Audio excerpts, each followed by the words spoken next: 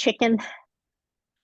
Welcome to the Author Spotlight Show, a platform dedicated to celebrating remarkable women who share their purpose and their passion to make a difference in this world. My name is Gail Watson. I'm founder and CEO of Women Speakers Association, a global community of women who use their voice to powerfully inspire others. Today, we're talking about a brand new book, Voices of the 21st Century, Women Empowered Through Passion and Purpose. This book features extraordinary women from various backgrounds and walks of life who share how their message has merged from their life experience. With passion and purpose, these stories will inspire you to embrace your own power, break barriers, and create the future that you want. These women are a testament to the strength and collective voice of women in shaping the world in which they envision.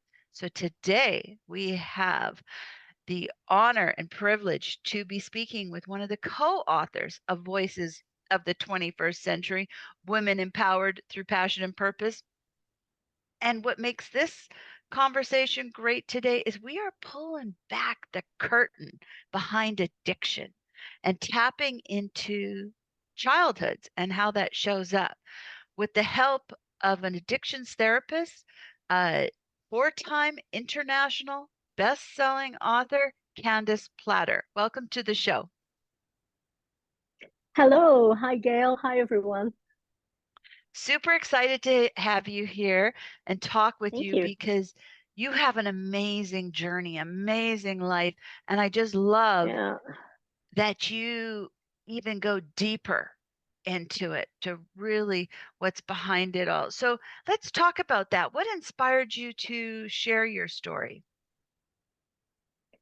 I share my story a lot because I know that I'm not the only wounded soul out there.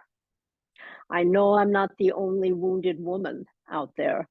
And I have, to the best of my ability, recovered in a lot of ways. I still have growth periods that make my hair stand on end. I still get triggered. I'm human.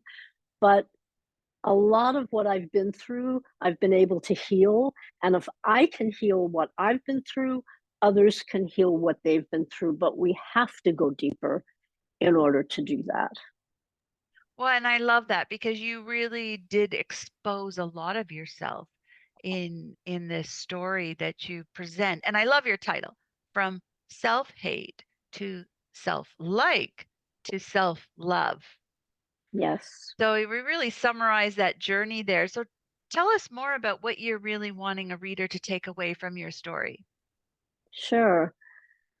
I say in my story that I think we're geared, and especially as women, but anybody who's on the path of recovery, we're told that we should love ourselves. You need to love yourself, have self-love. And it's like, how do you do that? If you've been wounded, if you don't like yourself, if you haven't been brought up to feel good about yourself, and you're really hard on yourself, and there is, some self-hatred there, or, difficulty around that, how do you go from that place to loving yourself, to self-love? And one of the analogies I use in the chapter is it's kind of like asking somebody to jump over Niagara Falls. You're wanting to get from this place way over there. A lot of books and a lot of podcasts and a lot of this and that about how to love yourself. But I think that we're missing a step. And I think the most important step we're missing is that we need to go from that, self-hatred may be a little too harsh, but we need to go from that place of not liking ourselves, not feeling good about ourselves, into liking ourselves before we can move into loving ourselves. So, maybe I need to write it, but there should be books out there about how to like yourself. You should be the one to write it. Maybe. Yeah, because I really had to learn that, and I didn't know how to like myself. What do I like about myself? I wasn't brought up to like myself at all, you know? So this was a journey that I found myself on, and there were some uh there were some really tough times in this journey, but if you stay with the journey, it all comes out better. You come out stronger. And if you don't stay with the journey, you just keep hurting. You just keep hurting. There's a light at the end of the tunnel, and that light at the end of the tunnel is about going deeper and about really learning about yourself, really caring enough about yourself to do that. That's what I would like readers to take away. That's beautiful because what I'm hearing here is that uh, by adding that extra step of, yeah, when we're in a place of self-hate and then I have to jump so far forward into love when I don't even like myself. So I really like that. And I really Yeah. appreciate how you're bringing in how our past can really have an effect here. Yeah, because when we don't like ourselves, we don't want to feel that about ourselves. You know, I'm probably dating myself here with a commercial that I'm going to talk about, but there was this deodorant, this Right Guard deodorant that I don't even think is a product anymore. And the tagline of that commercial was never let them see you sweat. Never let them see you sweat. Was a it was a deodorant primarily for men. It's hard being a man in our society. It's hard being a woman in our society, but men are never supposed to let them see you sweat. How do you live like that when you're human? Humans are messy, emotionally, physically. We are who we are, and the more authentic we can be about that, the more, Brene Brown talks about this, the more strength there is in vulnerability. I believe that. I love that. Now you've built a full practice as an addictions therapist. Let's Yes. talk about that. It's love with boundaries, and Yep. let's talk about that. How you're serving people that are struggling with addiction. Yeah. Thank you. I work primarily, I have a team of counselors. We're all, highly trained, and I supervise everybody. But we work primarily with the family. We start working with family members, and then we will also work with the addicts once we've helped you get them ready for that, because addicts are usually in a place of I don't have a problem, you have a problem. And I know this because I'm an addict. I'm an addict in recovery, and I'm clean and sober now for 36 years. After a 15-year really devastating opioid addiction from prescription medications for Crohn's. I've had Crohn's for a long time. And it brought me to a place of not wanting to live anymore. I was very close. I had enough pills. I had enough prescription pills to take my own life. Um, so I know addiction from being an addict and what that's like. I know addiction from being the loved one of addicts. And I know addiction from having worked in this field with families, with addicts for over 30 years. And what I know to be absolutely true is that when a family is enabling an addict, the addict isn't going to recover. Because why should they? Everything's being done for them. They're getting all the attention. People are giving them money, doing their laundry, cooking their meals. Yeah. I mean, in so many families, this is what's happening because family members don't know what else to do.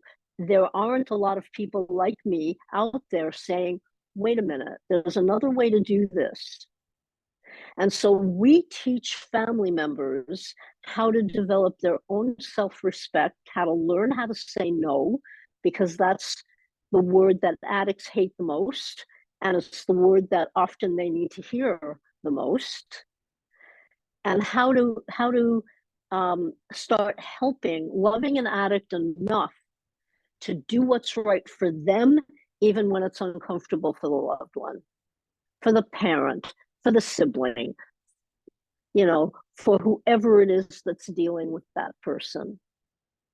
Very interesting. So as I just found your story really relatable in so many different ways. Like, who do you Thank you. who do you want to who should be reading your story?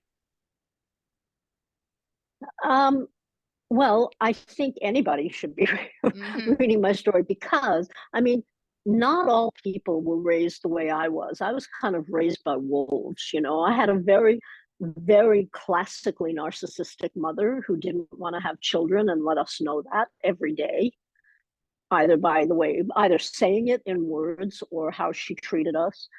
I had a self absorbed father who didn't protect us from that.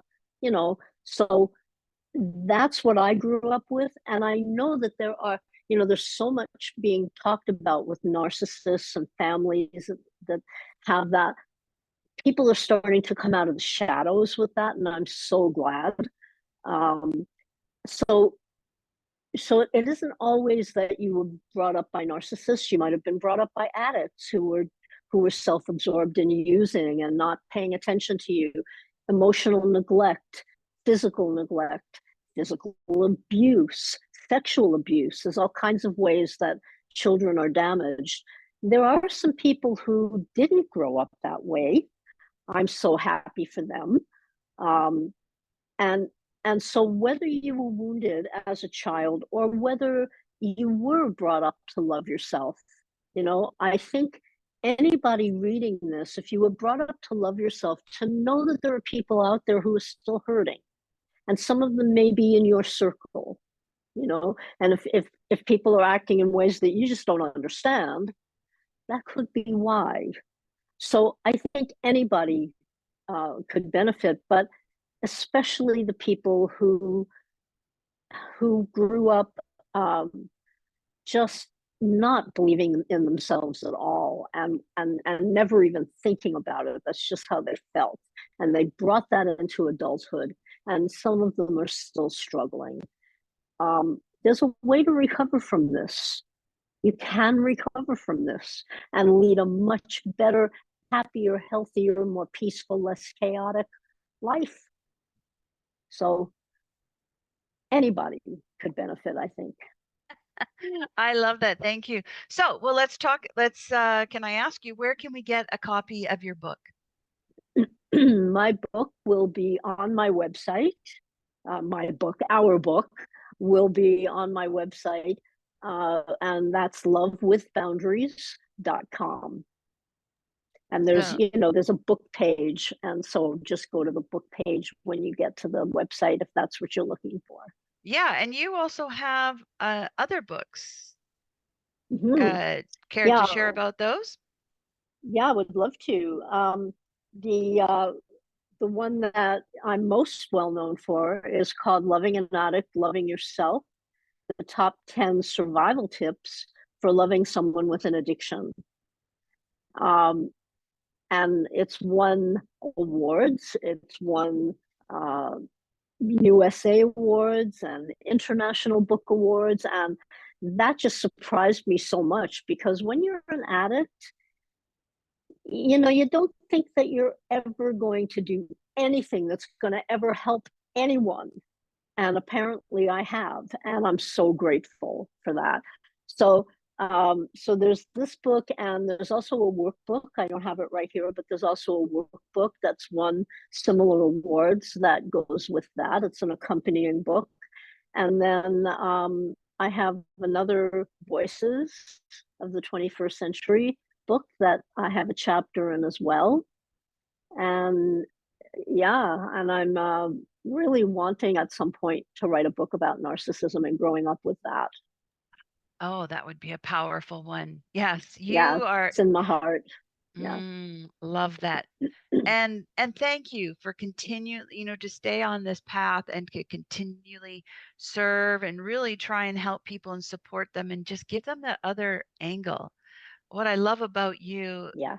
is you're so welcoming, so inviting, and you feel so easy to talk to, you know? Thank you. I hope so. It's kind of what you see is what you get, and it's it's just easier that way than the way I used to live, which was I'm not going to tell you anything about me. I have too many secrets and you won't like me. So there's recovery from that. Yeah. I love that.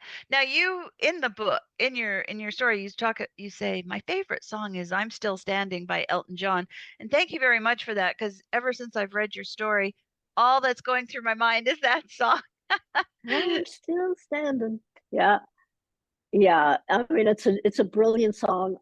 It's one of my favorite theme songs for my life. And sometimes, when I look back at what I've been through, um, it's amazing to me that I'm still standing. And I know that there are people who have been through similar experiences and maybe some worse than what I went through. It's not a competition at all, but any of us who are still standing, we can live better lives. And if we're still standing, we need to pat ourselves on the back for that and keep moving forward as Abs best we can. uh, Yeah. Absolutely love that. So, Candace, thank you so much for sharing your heart, really, your truth, your honesty, and allowing us the opportunity to, go behind the curtain of addiction. It's a Yeah. If I could just say, addiction is about not wanting to feel the way you feel. It's kind of a twisted form of self care because we use addiction, whether it's drugs and alcohol or other behaviors, we use that to try to feel better. So, wanting to feel better is a good thing. But when you use it addictively, whatever it is, all that can happen is that it'll come around and bite you on the butt. There are other ways to start to feel better about yourself. All right. So Yes. lovewithboundaries.com is how you can get in Yes. touch with Candace, to get copy of her books, bundle them up, or to maybe even talk to her if you're needing some support or have questions or there's people in your lives that that you Yeah. want that you need to explore. So Candace, once again, thank you. And before we go, because you're jam-packed with solid wisdom and experience, can you leave some final words or thoughts with us today? I have two. Okay. Yeah. One of them is that I want to tell people that we at Love with Boundaries, we offer a free 30-minute consultation, absolutely no strings. If you need help, we know how to help you. Please get in touch with us for this free consultation and let's see whether we go anywhere from there. If we don't, that's fine. If we do, that's fine. The thing that I really want to say is never give up. Just don't give up on yourself. Don't give up. Keep trying. Find the people who can help you because it's really a much better life to have self respect and to feel good about ourselves. And it can be done. I love that so much. Thank you. Never give up on yourself. That's beautiful. Never give up. Never give up. All right, Yeah. Candace, thank you once again. You're a beautiful soul. Thank you. This world is Aw. lucky to have you. Uh, Aw. You make me blush. Thank you. Thank you so much. And to our listeners today, thank you so much for joining us. I hope you've enjoyed today's conversation with Candace. Again, lovewithboundaries.com. Go take a look. And until we meet again, wherever you are in this world, we want to wish you an amazing day.